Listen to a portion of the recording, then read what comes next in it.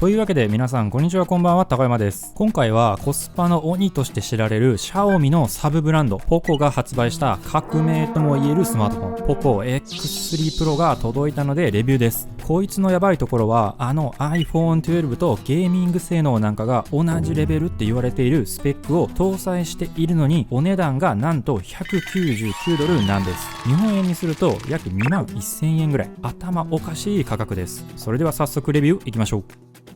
では開封していきます。黒塗りのめっちゃかっこいいパッケージがすでに高級感を演出しています。一応ね、標準価格は249ドルらしいんですが、僕は4月1日のセールで199ドルで購入できました。結構ね、頻繁に安く買えるタイミングがあります。付属品はね、AC アダプタとケーブル、説明書類、SIM ピン、そして保護ケース、最後にド派手なステッカーが大量についていました。ステッカーを除けば極めて標準的な付属品です。AC アダプタはね、日本で使うには変換器が必要です。今回はこのような変換コネクタがパッケージの外におまけで付属していました。親切ですね。なお消費電力は最高 33W でかなりの高速充電が可能です。保護ケースはハードケースではなく TPU 素材でした。これも一般的ですね。クッション性も多少はあるので使いやすい素材です。それにしてもこのステッカーなかなか主張激しいですよね。警告色でめっちゃ目立ちそうです。なんか僕のサムネみたいですよね。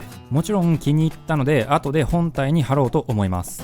本体はね、画面サイズが 6.67 インチで結構でかいです。保護フィルムもね、最初から貼ってありました。本体サイズは縦約 16.5 センチで横は約 7.7 センチ、厚みは約 9.5 ミリです。本体の重さも 218g ほどあります。海外ではこの大きさと重さがスタンダードになってきていますが、日本人にはちょっと大きすぎるサイズ感ですよね。僕もどっちかっていうと小さめのスマホの方が好きなんで、ここまででかいと普段使いにはちょっと抵抗あるかなっていう印象は受けますね。でもね、見た目はめっちゃかっこいいです。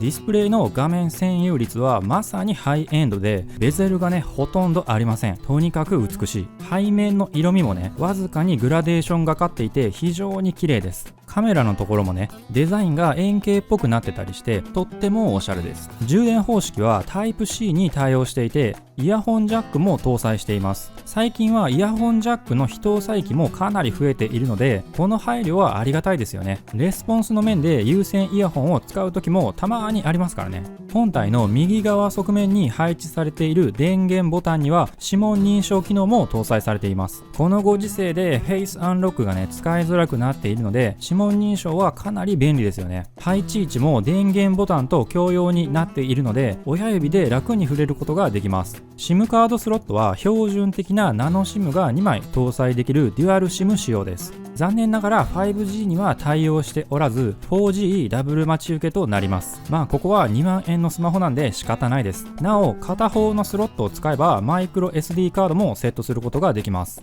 防水性能は IP53 程度の性能ということで、ちょっと雨で濡れるとか水がかかる程度なら全然大丈夫です。とは言っても完全に防げるわけではないので、お風呂につけるとか水に沈めるといったことはできません。ここは注意するポイントです。でね、今回のX3 Pro はディスプレイのリフレッシュレートが 120Hz に対応していて、とにかくヌルヌルなんですよ。要は 120fps の動画をそのまま再生できるレベルの液晶なんです。僕の普段の動画が 30fps なんで、これの4倍ヌルヌルな映像体験がこの機種では可能ということです。マジでコスパやばいです。ちなみに画面自体はゴリラガラス6で保護されているので超頑丈なディスプレイです。あとね、ソフトウェア関連で便利な点なんですが、デュアルアプリ機能が使えます。デュアルアプリっていうのは LINE や Twitter など対応しているアプリを2個インストールできる機能です。仕事用とプライベート用とかでアカウントを分けたりすることができるんで大変便利です。これ日本の端末では対応している機種が少ないんで、ぜひ導入してほしい機能です。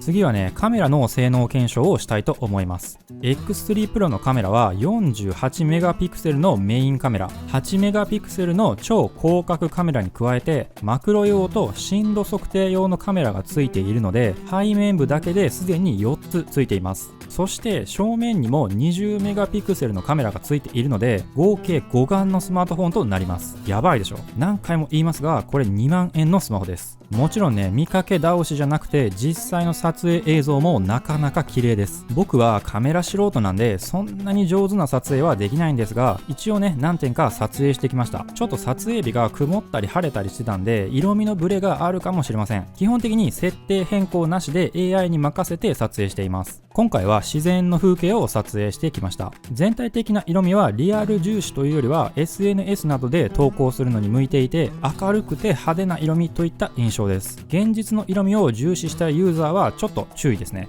一応ね、手持ちの2種類のスマートフォンと比べてみました。あんまり変わりませんが、POCO X3 Pro は色鮮やかでややコントラスト強めな色味になります。広角カメラの性能比較もしてみました。普通に撮った写真と比べるとこんな感じになります。広角は 0.6 倍にできるのでかなり範囲が広くなります。後ろに障害物があって距離を取れない時でもバッチリ広く撮影できます。ポートレートのボケ具合も非常に綺麗です。今回はポートレートなしとちょっと比較してみました。さすがに細部のディティールまで完璧にぼかすことはできませんが、普段使いのスマートフォンとしては十分なクオリティだと思います。動画も結構綺麗に撮れます。ソフトウェア補正がかかる写真撮影よりはさすがにちょっと暗めに映るかなといった印象です。でね、動画撮影中の手ブレ補正機能についてなんですが、これがかなりすごくて、手持ちで走ってもほとんどブレないんですよ。これを2万円で実現しているのはやばいです。あんまりね、強力に揺らすとちらつきが発生しちゃうんですが、軽く走るぐらいでは全然大丈夫です。4K 動画の撮影とかも可能なんですが、補正機能はちょっと弱めになるみたいです。あとね、夜景の撮影もバッチリ明るく撮れます。低価格帯のスマートフォンは夜に弱いことが結構多いんですが、X3 Pro はちゃんと夜景モードがついているので、明暗のディティールをね、しっかり表現してくれます。もう完璧ですね。はい、では次はスペックの測定、ベンチマークのレビューに移ります。ちなみにね、今回の POCO X3 Pro のスペックはこんな感じになります。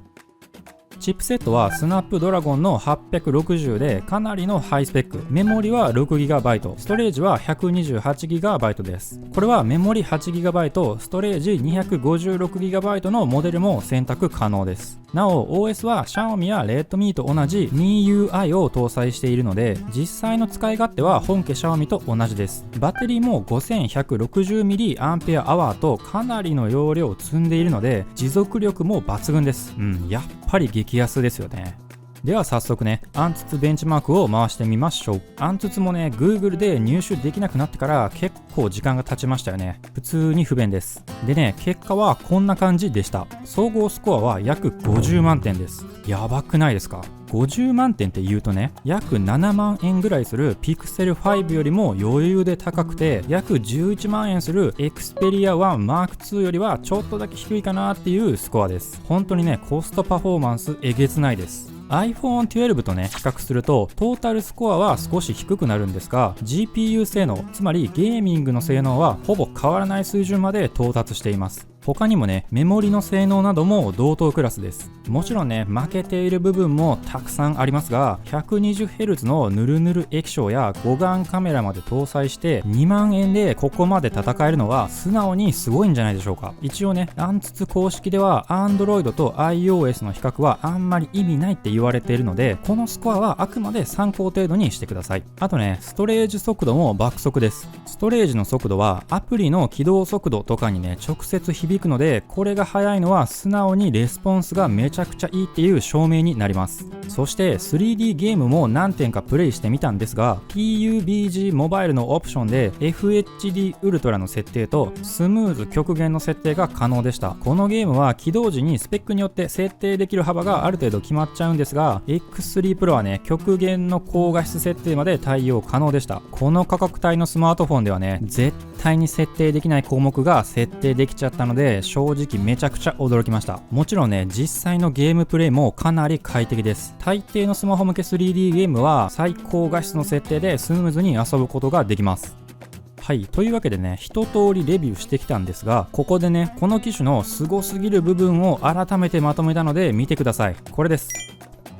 改めてまとめても価格設定がおかしいです。2万円ちょっとで買える性能じゃないでしょう。比較対象にした Pixel 5や Xperia 1 Mark II さんには申し訳ないんですが、他のスマートフォンを買うのがバカバカしくなるコスパですよね。でね、褒めてばっかりでもレビューにならないので、ちょっと気になった部分もまとめました。こちらです。まずね、個人差はあると思いますが、僕からしたらでかくて重いのはデメリットに感じました。あとね、防滴仕様なんで水につけたりジャバジャバ洗ったりできないのもマイナスポイントですね。そして 5G に非対応、 au と楽天の SIM はそのままでは通信できないというデメリットがあります。ただね、これは特殊な設定で解決できるので非公式ですが特に問題なく使用できます。このあたりはね、概要欄に詳細を掲載しておくのでまた確認してみてください。ということで今回は POCO X3 Pro のレビューでした。デメリットも語りましたが、この価格とこのスペックならね、全部許せてしまいますよね。えげつない性能です。この機種のね、詳細スペックや購入できるサイトなども概要欄に載せておくので、気になったらぜひ確認してみてください。一応注意事項として、僕みたいに海外から郵送してもらうと最大で1ヶ月から2ヶ月ぐらい到着までかかったりするんで、それだけは覚悟して注文するようにしてください。ちなみに今回は2週間ちょっとで到着しました。目安にね、してもらえればと思います。あと、こんな検証してほしいという意見があったらね、ぜひコメントでご意見ください。たくさんあったらね、続編として各種検証動画を作ろうと思います。お楽しみに。それでは、良きスマホライフを。またお会いしましょう。バイバイ。